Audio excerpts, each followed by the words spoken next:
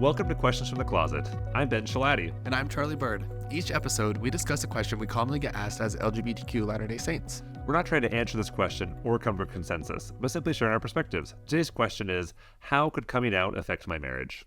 Ben and I are not terribly diverse, and we share many opinions and life experiences. For example, wait, what was it? That we both call before texting. We both call before texting.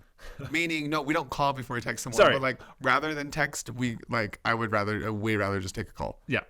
Okay, that's our similarity. The difference is we both answer the phone in different ways. Mm-hmm. Yeah. Yeah. Ben answers it by saying, "Talk to me." I say, talk to me. I started this thing where I say it at the same time as him, and he's like, "Wait, what? Oh, no, that's my line." Okay, so this is one of those things that started out as a joke, and then it just became a real thing. Yeah. So I had a boss, actually, when I lived in Mexico for the summer, who would answer the phone, "Talk to me," and we all made fun of him. So I would do it, "Talk to me," and then I just never stopped. And now it's like a thing. You became your worst nightmare. But the thing is, like, people who don't know I answer the phone that way, when they hear me answer, they laugh. That's I cute. can laugh. Yeah. Cute. And sometimes you say, "Háblame." I do. Yeah. Which is Spanish for talk to me. How do I answer the phone? You say, "Yeah." No, I don't. You sure do. Probably just with you. I don't think I do that with everyone. Yeah, I call you, and you're like, "Yeah." I'm like, "Hey, Charlie." I say, "What's up?" You do that too. Hey, what's up? There's like a, yeah. I'm here. Talk to me. Yeah, and I was like, I don't care how you answer. I'm just glad you answer because you don't always answer. Anyway, so we like to provide a variety of voices and perspectives, and today we're joined by Liv Mendoza Haynes. Actually, it's Jessica Livier Mendoza de la Vega Haynes. Jessica Livier Mendoza de la Vega de la Vega Haynes. Haynes. Yeah. Well, I like it. Well, you can call me Liv. It's fine. Hey, Liv. So, Liv, you're from Warham then. Just kidding. Yeah, tell us about yourself, Liv. Tell us about yourself. Then I have more things to say about you. Okay. Well, I am actually from California. Plot twist. I was born in California, but I was raised in Mexico. Which part of Mexico? In Tijuana. What's better, Tijuana or Juarez? I've never been to Juarez. I've never been to Tijuana. And I'm afraid of being disrespectful to people from Juarez, from what I've heard. We don't They're You don't have to both say great. We don't have many listeners in Juarez. So. You never know. But yeah, I grew up in Tijuana in a Catholic family. I was always very religious. I would say more than any other member of my family. But I always questioned things like when I went to Catholic school, and I remember they wanted me to kneel and kiss the cross. And I was like, no, but the Bible says this and that. And they were like, wait, you actually read it? I'm like, yes.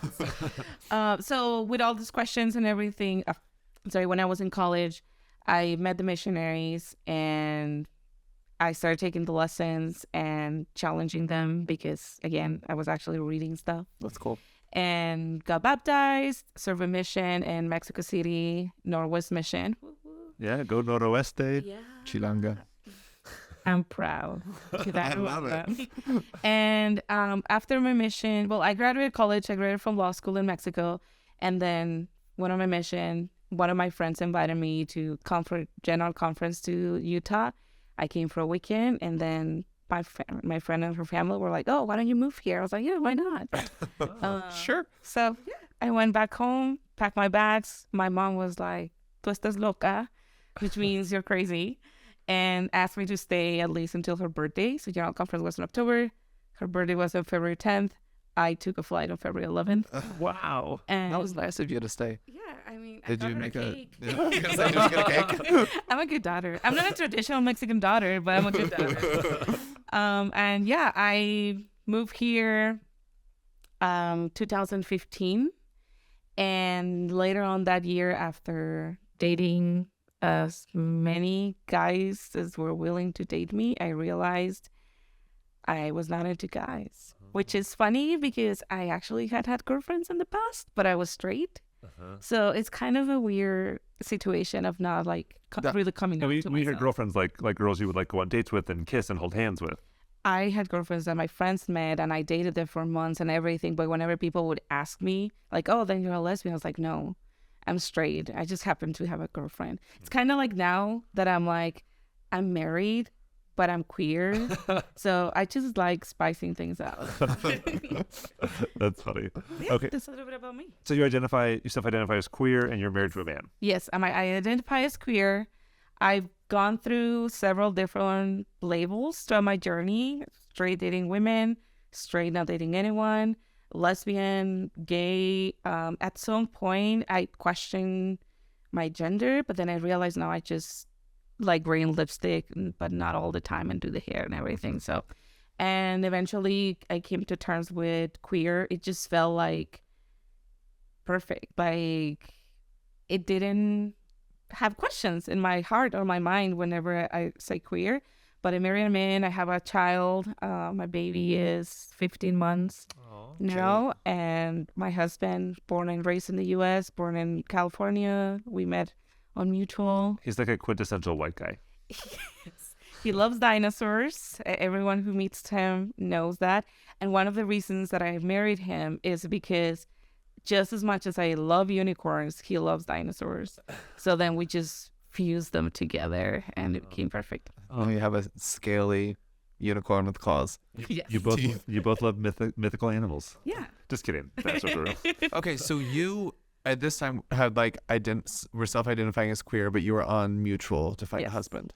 Yes. So, Talk to us about that. okay. Well, one of the biggest things is when I was going on my mission. So even before I had come out and to myself or to anyone and everything, my bishop at that time back home in Mexico would set me up on dates and kind of push me to not serve a mission. But I really felt that I had to serve a mission. It was on my patriarchal blessing. It would answer to my prayers and everything. And one of the things that I received as revelation for myself was that I had to serve a mission because that's how I was going to form my family. So I was terrified of going on a mission, though, because I knew even if though I wasn't identifying as queer or anything, I was afraid of falling in love with one of my companions. Yeah. And then people, like, I don't know, just confusing things. But I always say that I was blessed with unattractive companions.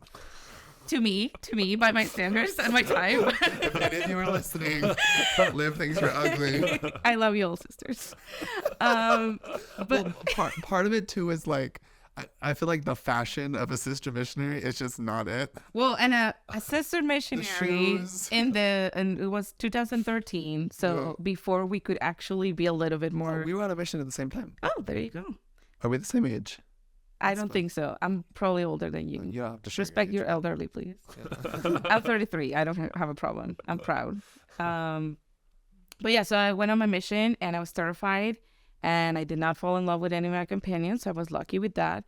But when I moved to Utah, I was introduced to YSA words.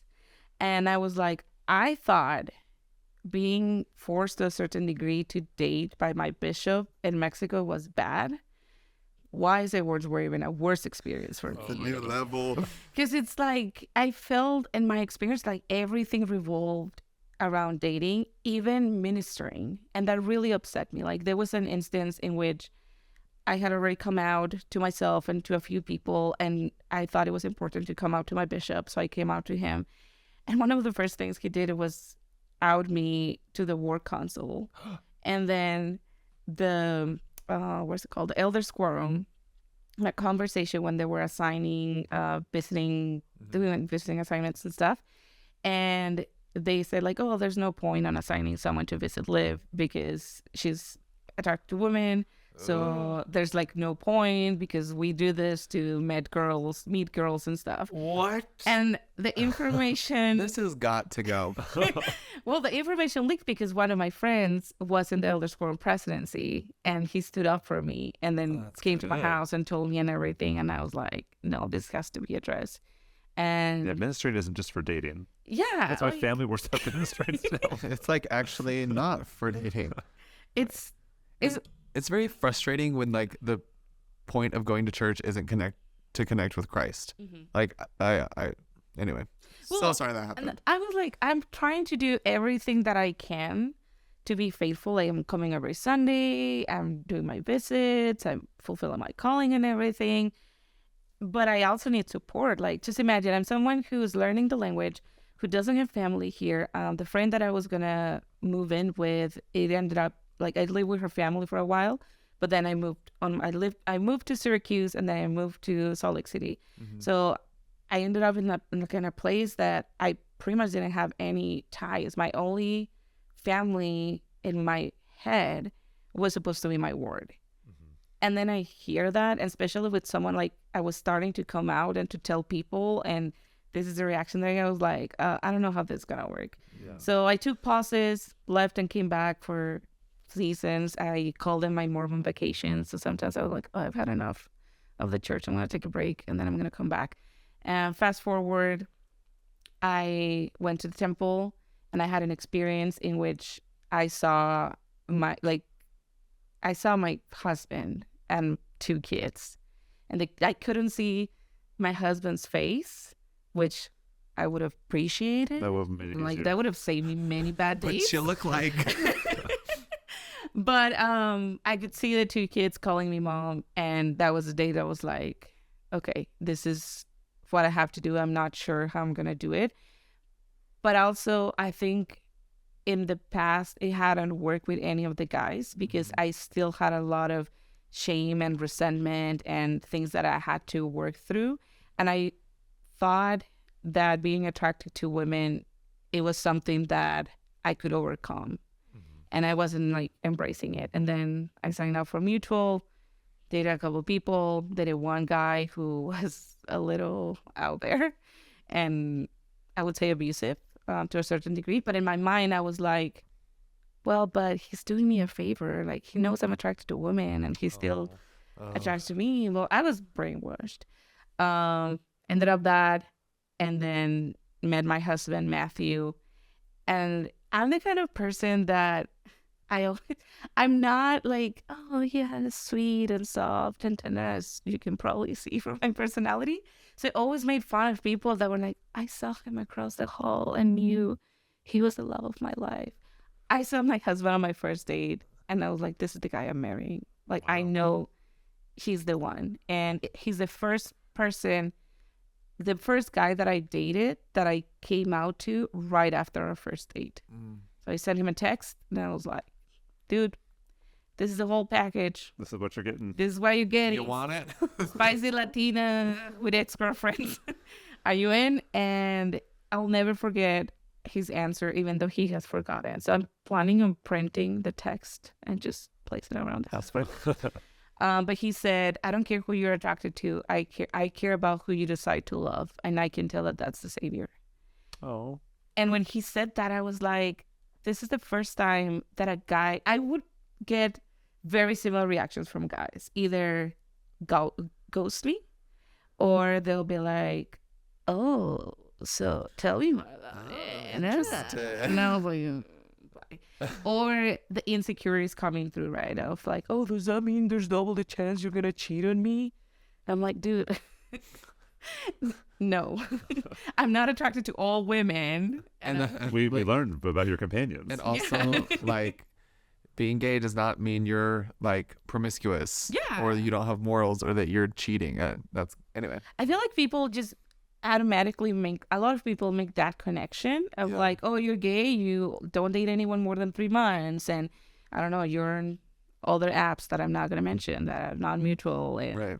like my values, even before I was Mormon, like my sense of fidelity and relationships and love and everything, honesty, it's something that I learned from my parents, even as a Catholic. And like my parents have been married for, I think, over 40 years. I haven't even lost track. They were first like love and everything. And I'm like, that's what I grew up with. So that's what I'm trying to model in my life. And it doesn't matter who I end up with. I'm not going to change my values just because of my attractions. So this moment in the temple, when you kind of like see your husband and 2 kids, it sounds like it was a really peaceful moment.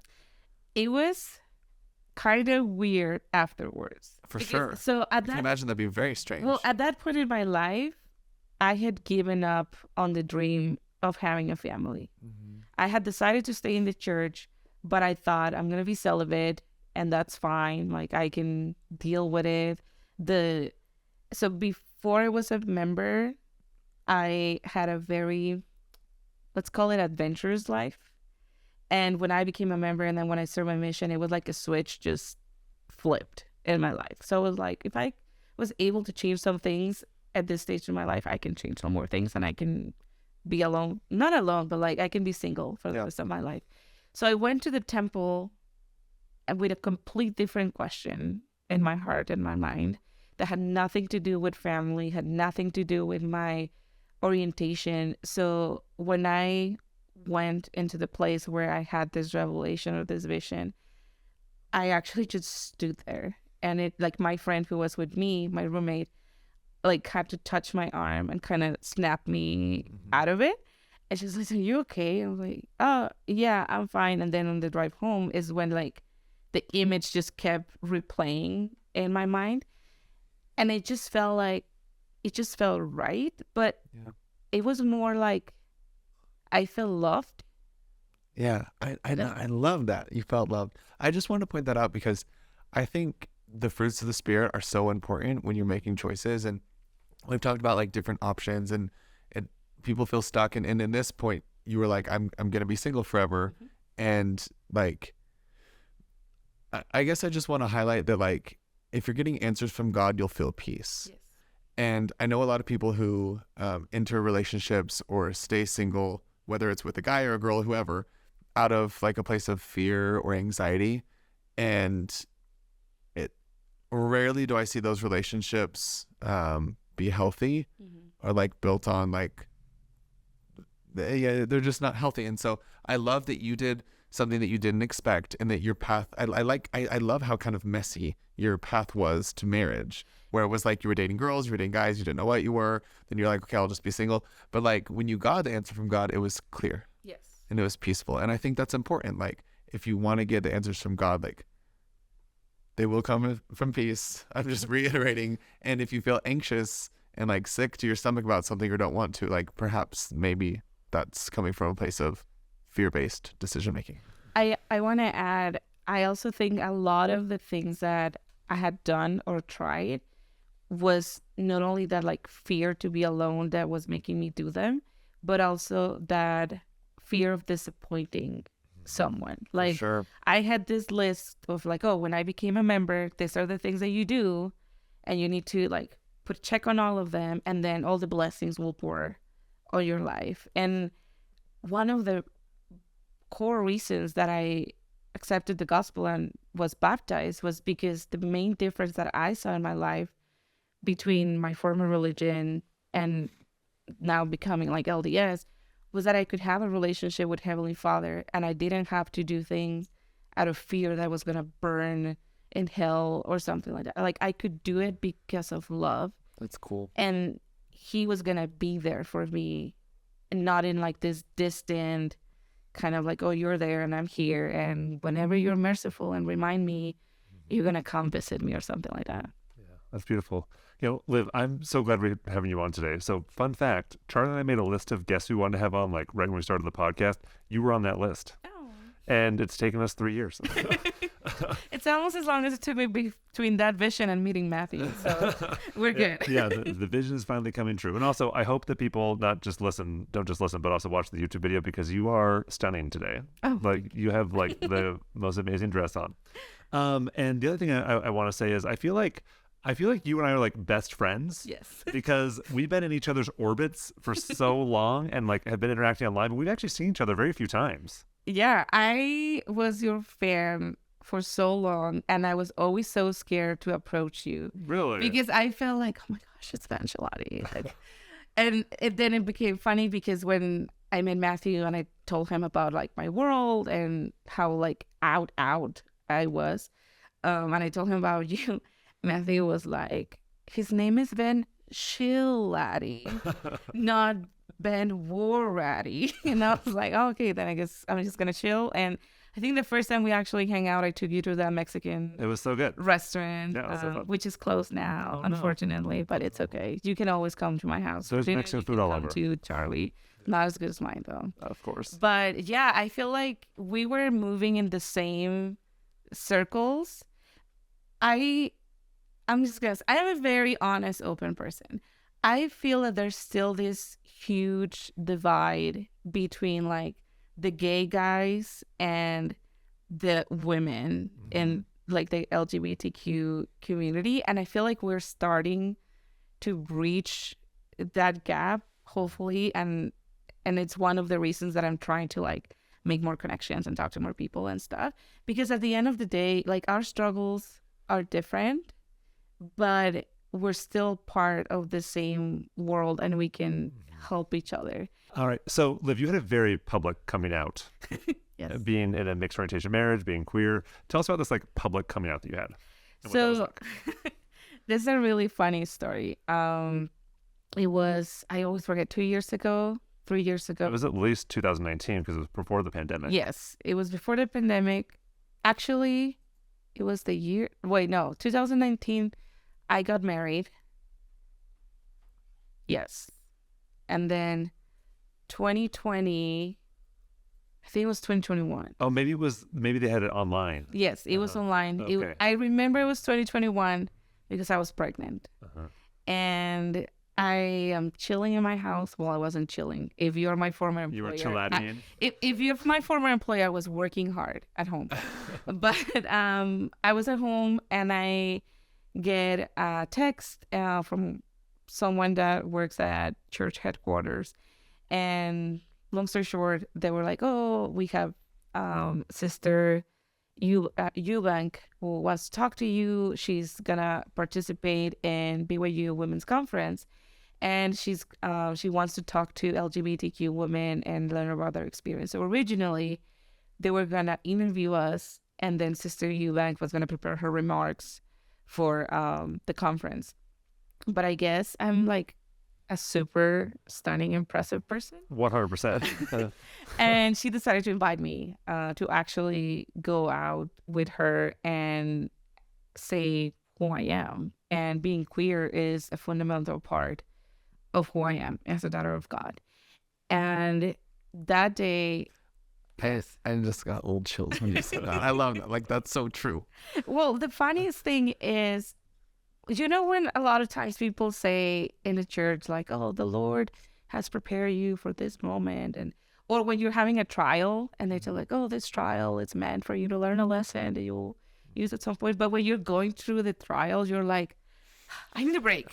Like, I don't want to be like, if you're preparing me, like because I'm your like strongest soldier, I'm a captain at this point. Like, I need a break. When that invitation happened, I really felt like everything had prepared me to that moment. A lot of times I had been ashamed. I felt, and this for all the Harry Potter fans, I felt like a half-blood or A mudblood. a sangre sucia. I know how to say it in Spanish. A mudblood. English is hard. Which is an But- offensive term, so Yes. I'm sorry I've said it out loud. But like, I felt like that because I didn't go to seminary. I didn't go to Young Women's. I didn't go to Young Women's Camp.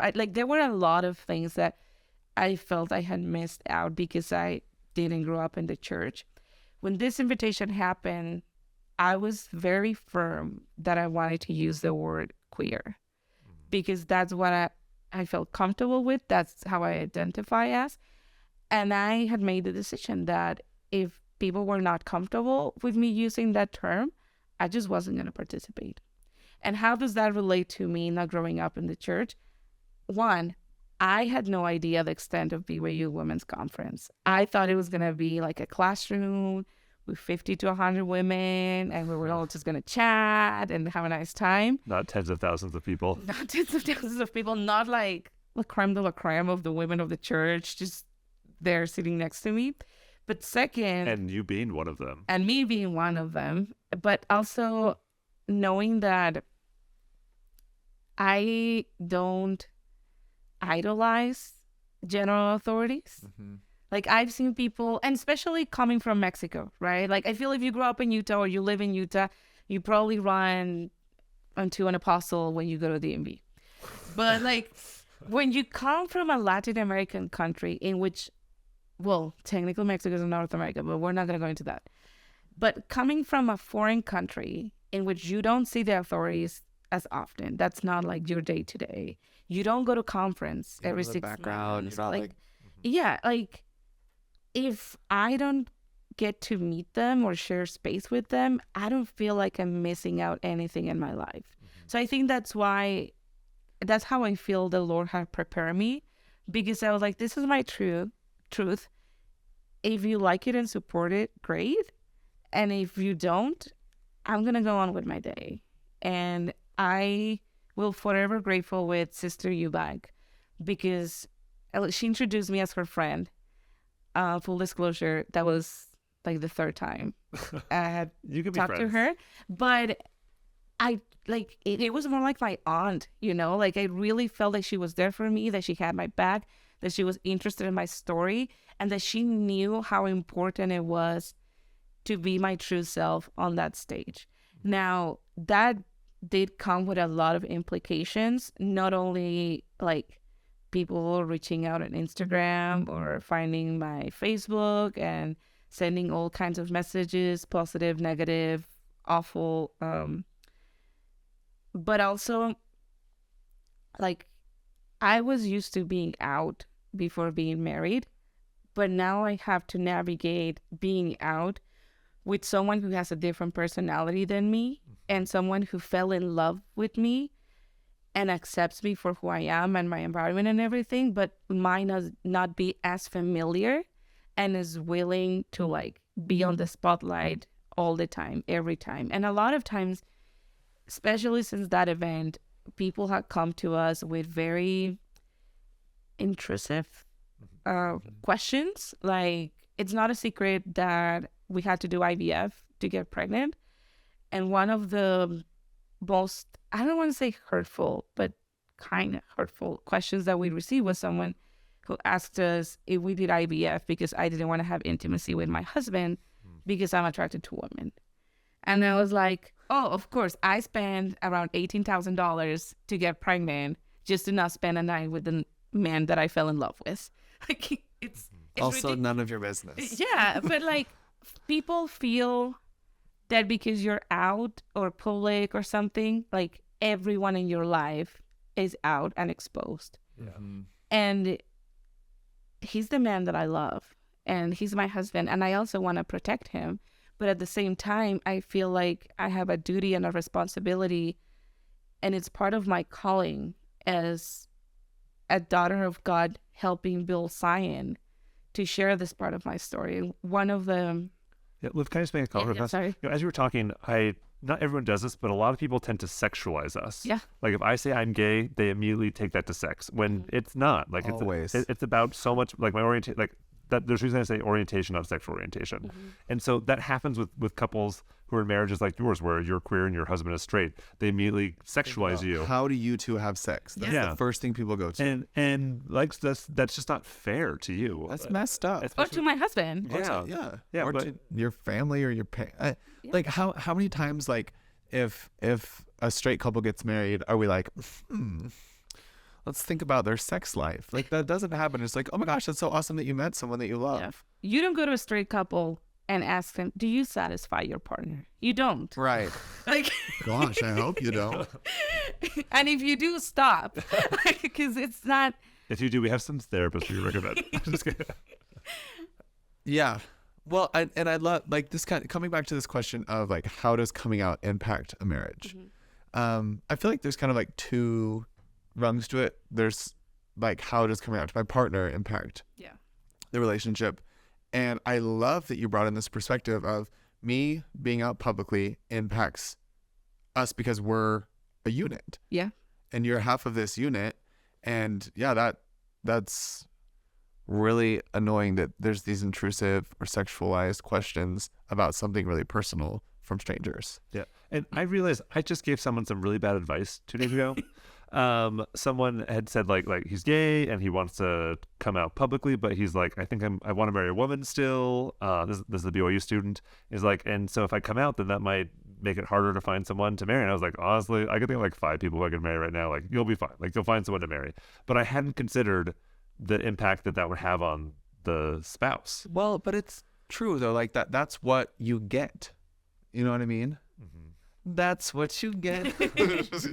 No, I don't know if that's bad advice. It's just realistic. Like coming out does impact your life and your relationships. It does, for really wonderful ways and from some really annoying ways.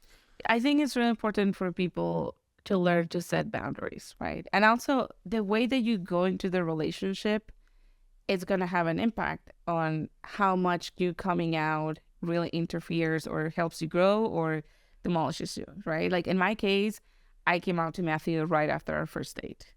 And it was really interesting because he outed me to his family.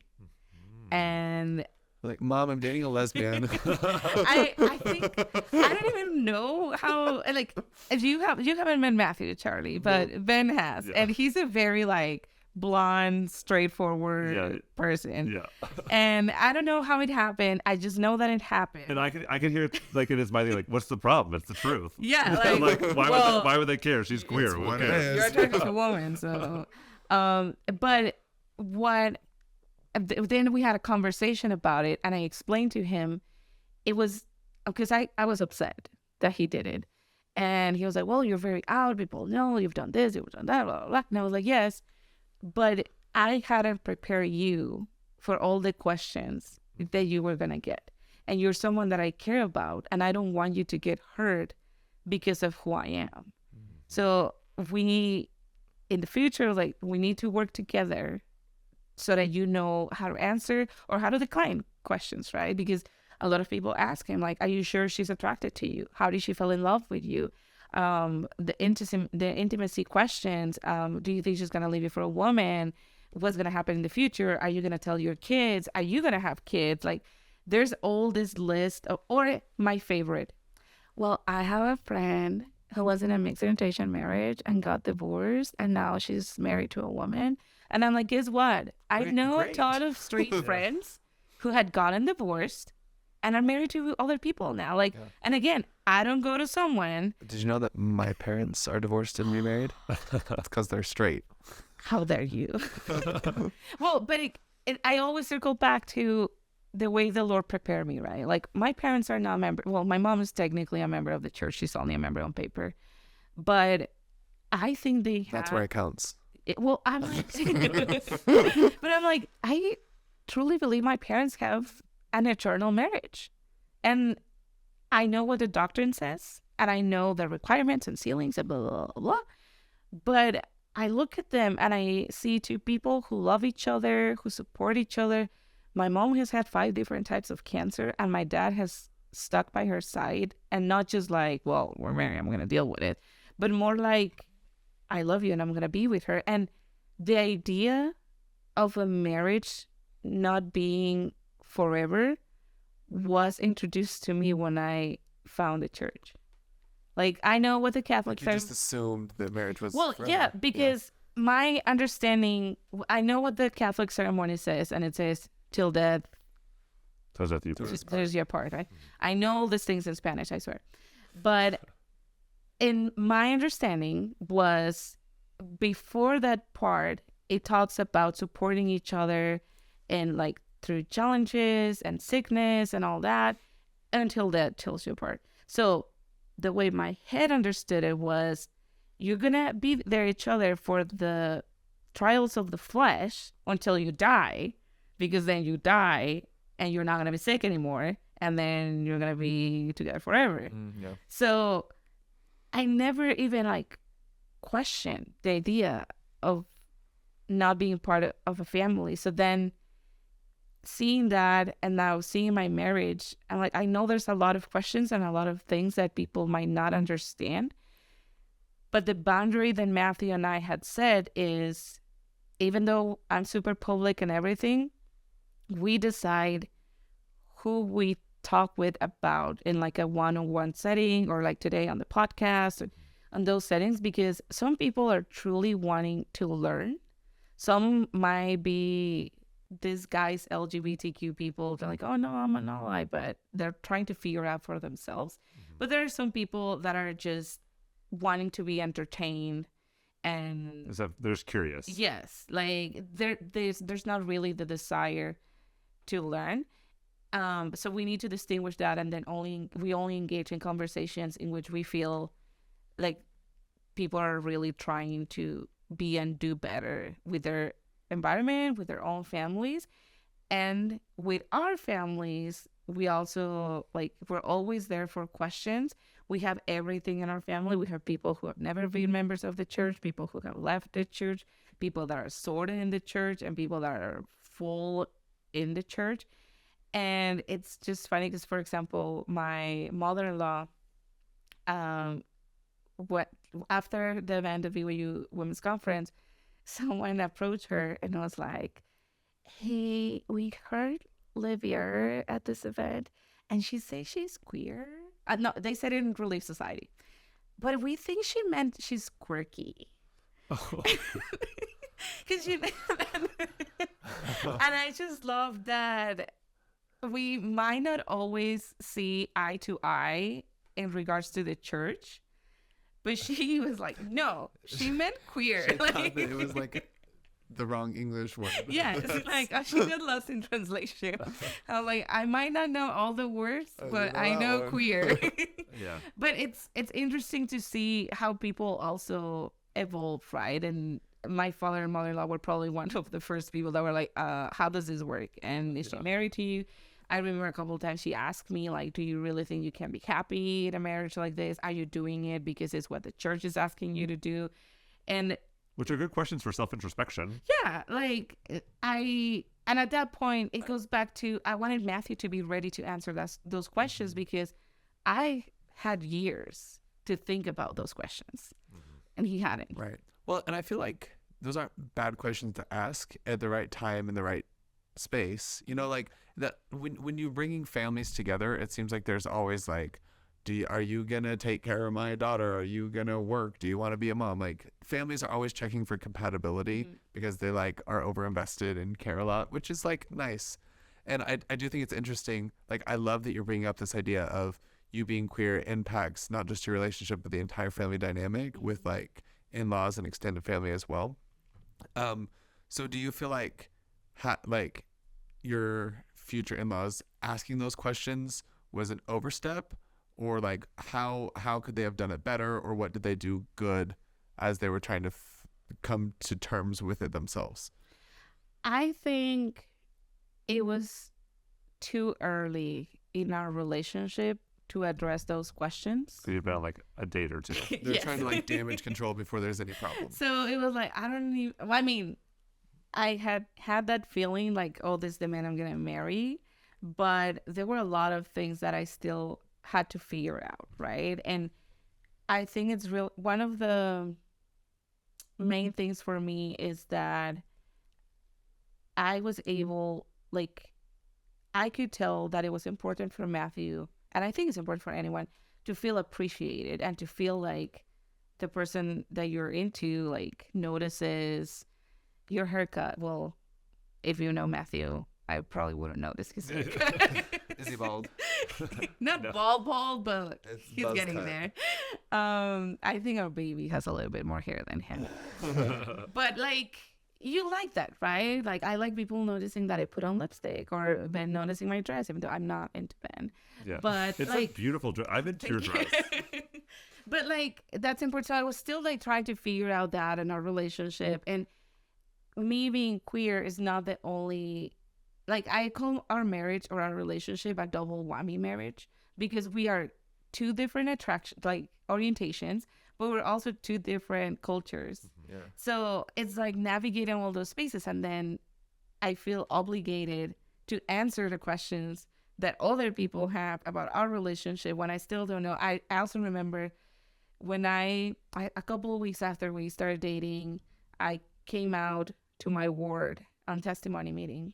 I've never been like, hey, I'm gay, like on the pulpit, but I've thrown enough hints for people to understand what I'm trying to say. And that Sunday, Matthew comes over to my house. He's like, hey, we're having dinner with my grandma, and my mom's visiting because his parents live in California. And I'm like, oh, yeah, cool. Tell me more about your grandma. He's like, oh, she's German. I'm like, oh, you've said enough. I'm not going to lie. I feel bad, but I stereotype her. And I was like, I'm so nervous. We get in the car. And I'm like, okay, which way does your grandma live? And he's like, oh, 5 blocks up that way. And my first thought was like, we're in the same ward. I came out to my ward today. I haven't had a chance to talk to her. What am I going to do? How am I going to address it? She probably thinks I'm crazy. Like, it's an older generation. She's German. Like, I don't know what to do.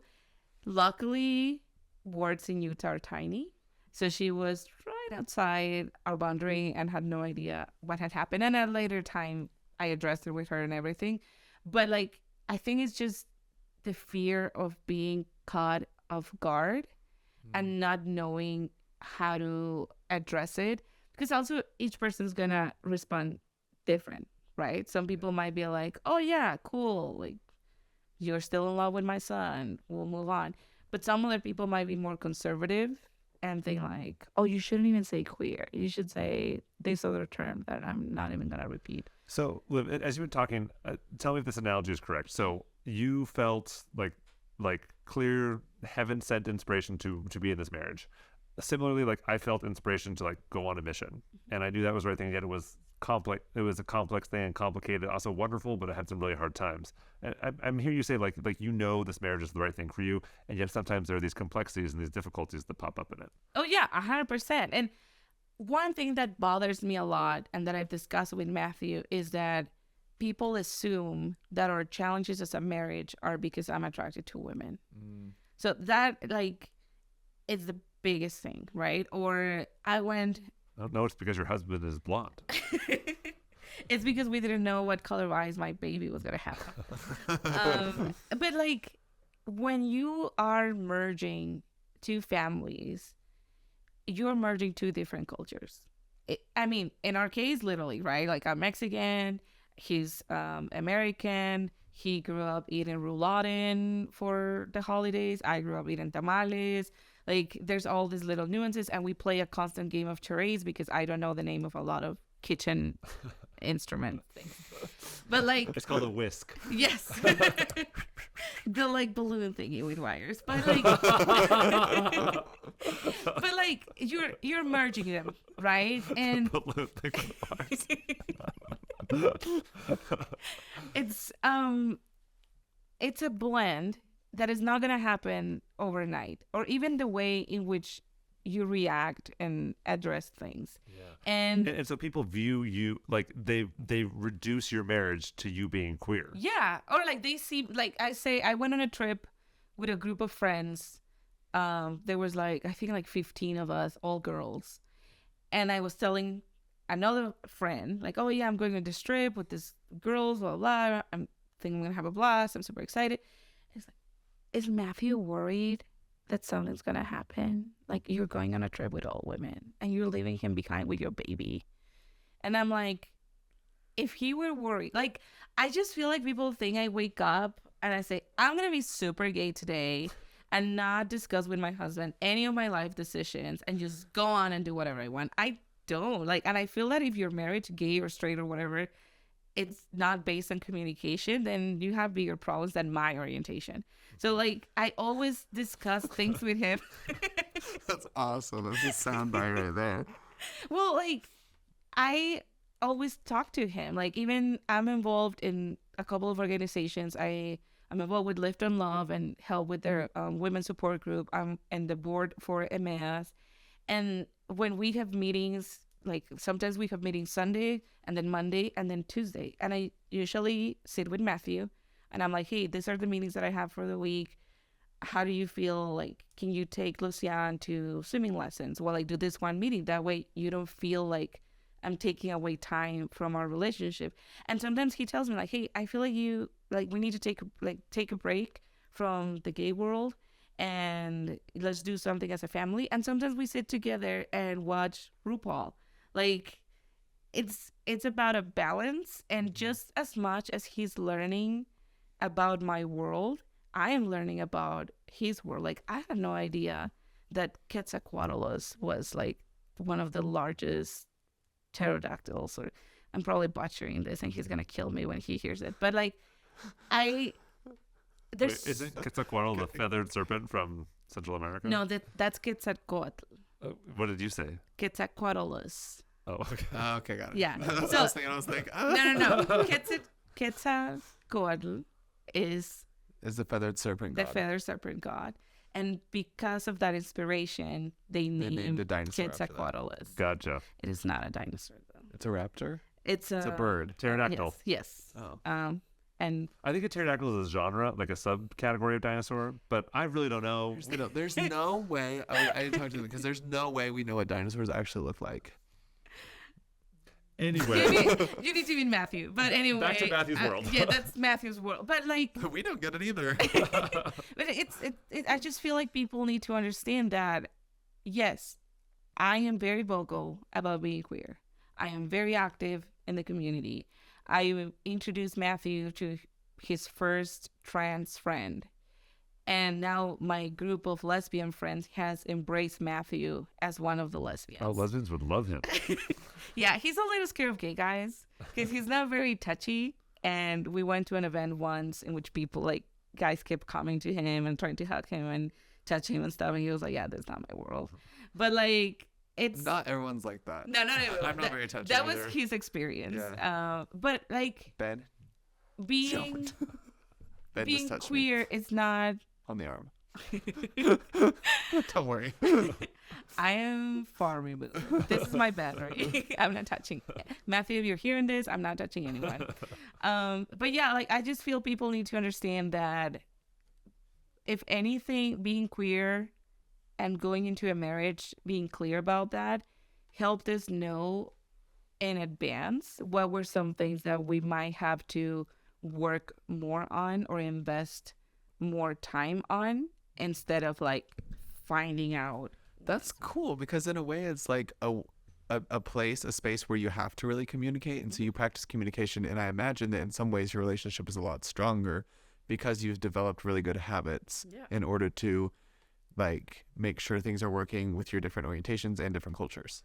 Yeah, like I know we said I don't like being like reduced to sexuality, but I'm like, how many couples actually feel comfortable when they go into their marriage Talking about it, discussing their needs, their wants, their everything? And I'm not saying like talk about it when like you just got engaged and got a ring on your finger, right? Whenever you feel comfortable. But we knew that was probably going to be something in which we were going to have to communicate better to see what we were into. And at the end of the day, any couple having intimacy has to discover each other. Like, I feel it's like food, right? I can say I like Mexican food, but maybe I don't like certain dishes, or I don't like how certain person cooks it. And attractions, I feel like, are the same. I happen to be attracted to my husband, and there are things that I really enjoy doing with him and being with him and stuff. But there are also certain moments in my life in which I'm like, you know what? I just want to sit next to you. Like, just give me some space, respect my bubble, and I'll do the same for you. And that doesn't mean I love you less. But then I know I have to balance it out with mention like, oh, you know what? You look great on that shirt today. And it's honest, and I really think so. It really is a handsome shirt. Yeah. Liv, can I ask you a question? Yeah. I guess I just did. So what do you say to people who say, Liv, we don't care that you're queer, but why do you have to talk about it? If you're happily married to a man, seal the table, because like, why do you have to talk about it?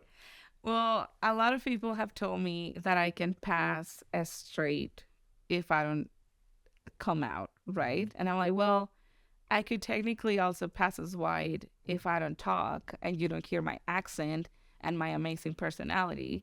But that doesn't mean that it's going away or that it's not part of who I am. Or that it shouldn't be shared. Right? Like, I think also people feel that, oh, you're out. She's probably going to want to bring him to the conversation again every single time. Or like I mentioned, right? Like I mentioned in my testimony, but I found ways that work for me that I feel that are still respectful in what I consider respectful, but that would get the message across to someone in the congregation that might need it. And I want to read something. One of the main reasons that I keep coming out, because I feel every time is new, it's because there's still a lot of people out there that not only are living feeling lonely, but are dying feeling lonely. after the BYU women's conference, there was a girl that approached me. She found me on social media. She doesn't live in the States. And she sent me a message and we became friends. And she was really struggling with her family. And she passed away about a year ago. And before she passed away, like I think like a couple days before it, we formed a WhatsApp group with her, another friend, and me, and we all like they both found me because of that talk. And she sent us a letter that she had written for her family, and I don't know if this letter made it to her parents, but I would like to read. Please. She was also your fan. Oh. Just a portion of what she wrote. She said, "For many years, I felt like the worst human being that had been on this earth. I felt dirty, unworthy, just because of the fact that I could not change myself. I prayed to Heavenly Father, long nights, begging to take this away, and other nights to not be here anymore. Because for me, it was easier to not be here than to stay in a body that felt so dirty. It was then that I fell in this hole that I couldn't dig myself out of, and I wanted to die. And my only salvation was talking to someone about this for the first time. I don't want anyone to have to write something like this ever again. And I know that there's people right now out there feeling this way.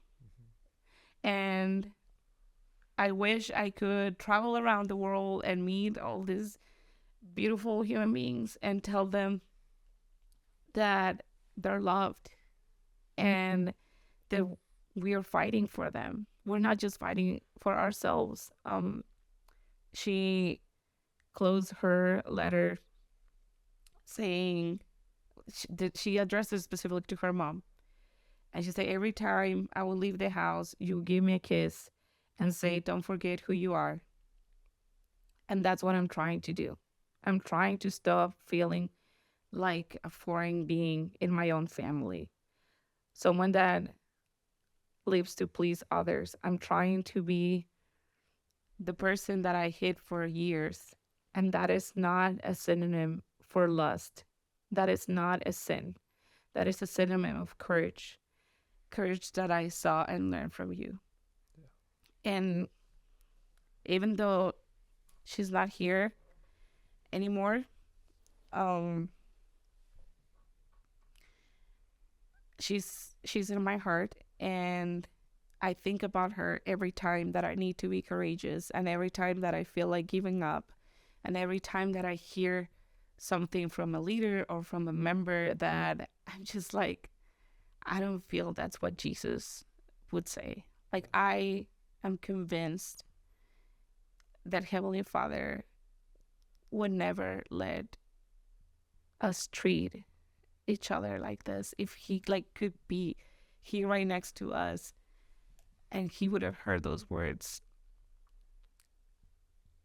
I just thinking how she prayed to change and to have this taken away from her. There's a reason why he didn't take it away, because she was beautiful. She is beautiful, and she was perfect, and she deserved to feel loved. Yeah, and Liv, I've heard you say again and again, like, coming out while married is a messy thing, and yet it matters because there are people who feel broken, and you can help someone feel seen. And I hope you get to travel all around Latin America and just tell people they're loved. That'd be amazing. Let's all do it together. That'd be amazing. Well, one of the things that we're trying to do is this other friend that was in the group and I are starting our own project in Spanish to translate all of this like resources, but also share our experiences with our communities in our own language. Like, a lot of times I joke, right? Like, oh, I don't know what a whisk was. I actually learned what a whisk was like a couple weeks ago. But imagine, like, if we think that in the US we have limited resources, in Spanish countries we don't even have like 10% of the podcasts, the books, the everything that we have here. Like, we're so far behind. Like, I know words in Mexico in which you still get released because you get a pixie haircut as a woman. Yeah. I feel like they've never seen a photo of the primary presidency or the Relief Society because they all have like, short hair a lot of the time. But like, we really need to work to have like people like just learn and do better and be better.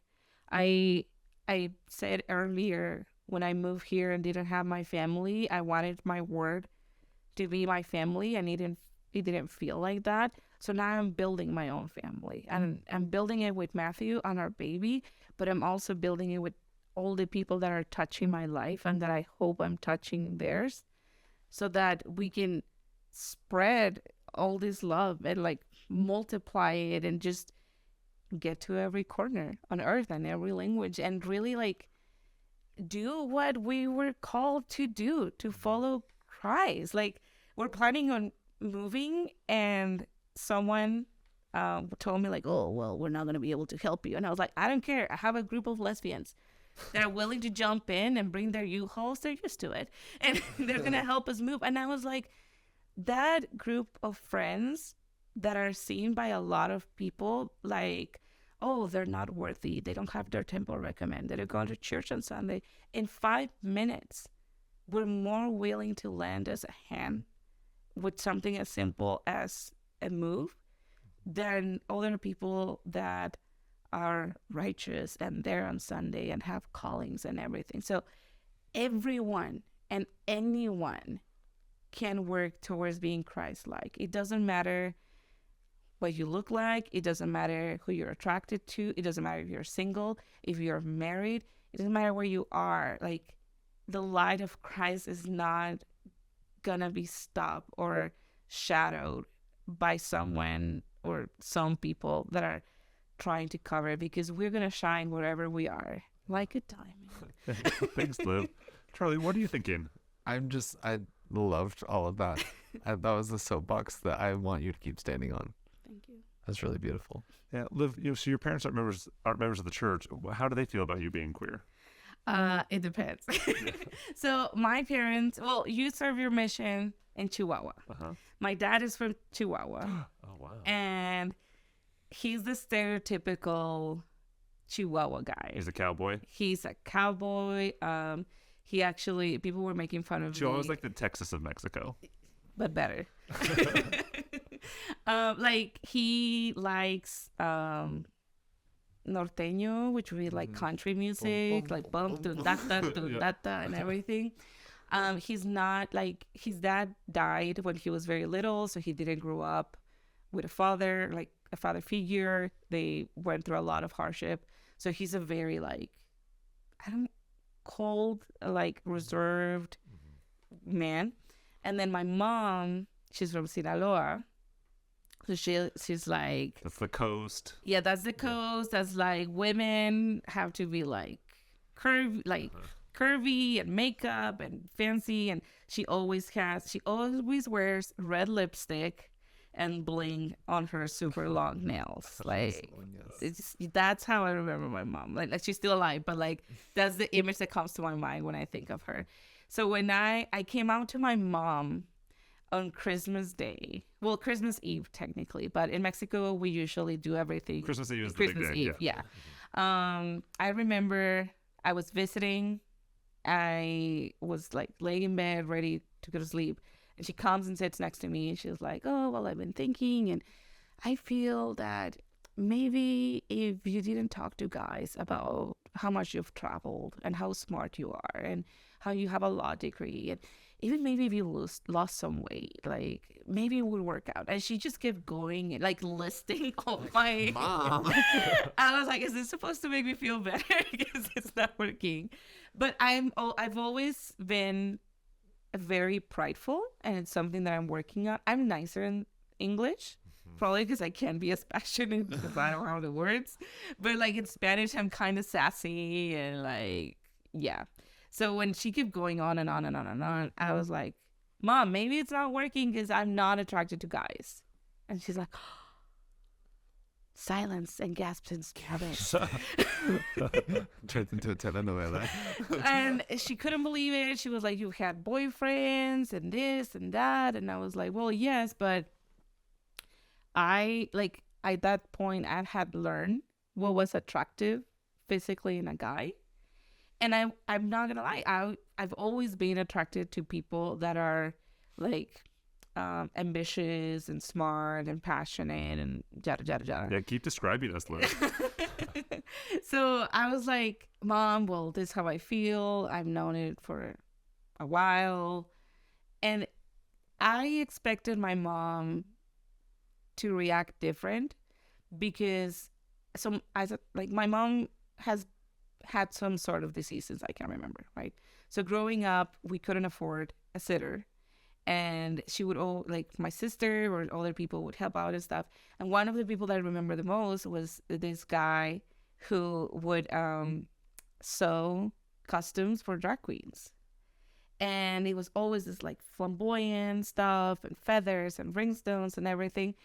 And I was like 5 years old seeing guys dressing up as women and performing. Like, you're probably not gonna know this artist, but like Mexican women singers and stuff, and the wigs and everything. And I was never told that there was something wrong about it. So fast forward, I was like, if my mom was cool with that, then she should be cool with me being attracted to a woman. No, she wasn't. So there was this stereotype, right, of like, well, if you're attracted to a woman, you're probably gonna wear pants all the time and sneakers, and you're gonna let yourself go, and like Christmas lipstick and nails. no more lipstick, no more nails, and then she was worried because at that point, when I came out to her, I was already a member of the church, and she knew how important marriage was in the church and how conservative the members of our ward were. So she was terrified of what was going to happen to me. Oddly enough, I was always the girl that had the gay friend, and I was always the first person they would come out to. So I think like she should have known like earlier. But she was more like, well, I don't know what you're going to do, and I'm worried. And it's just, you don't have to say it. Just don't say it and don't cause drama and like move on with your life. With my dad, I have never told him directly. My dad and I have the kind of relationship that we can sit next to each other for like 3 hours and not say anything to each other, and then we're like, oh, this was a great father-daughter time. And but my dad communicates with music, so I love my dad. Okay. He doesn't have the best memory, but I love my dad. So one time I was visiting Mexico. My birthday's in October, and he organized a birthday party for me for my birthday in September. That's close. To this point, I don't know if he just got confused. But anyway, he organized this birthday party. It was unicorn themed. We have a piñata and like unicorn centerpieces and joy, like the whole thing. And he loves karaoke. So he starts singing this song in karaoke from one of the bands that sings the most like cartel songs and stuff. So like this, we're machos and super powerful. And the song, it's called She Was Different. And in Spanish, pigeon, the word is different if it's female or male. Mm-hmm. So it's paloma if it's female, and then palomo if it's male, right? And it also means dove. Oh, there you go. Yeah. I was told that dove were like fancy pigeons. Yeah. They are. They're like they're anyway. Well, I would say paloma is more dove, and that's Okay. prettier too. Yeah, but it means both. It means Dove is pigeon. like pure The and point is that beautiful. there's two, right? Yeah. So then the song says, I'm going to read it because is it okay if I read it in Spanish? And Yeah, I read read it in Spanish, then we English? can talk Okay. about English. So in Spanish it says, dice que el vuelo ideal es paloma y palomo, y les parece rara otra forma de amor. Yo solo pienso que existen corrientes de aire y cada quien que aspire su viento mejor. So in English you would say, and this is between Google Translate and me, but it says, they say that the ideal flight is female pigeon and male pigeon, or dove and pigeon. And another form of love seems strange to them. I only think that there are drafts, and each person has to breathe in like whichever way they want, or like whichever way is better for them. And when he sang that, Is he singing this to you at your he's birthday? singing this to me at my birthday.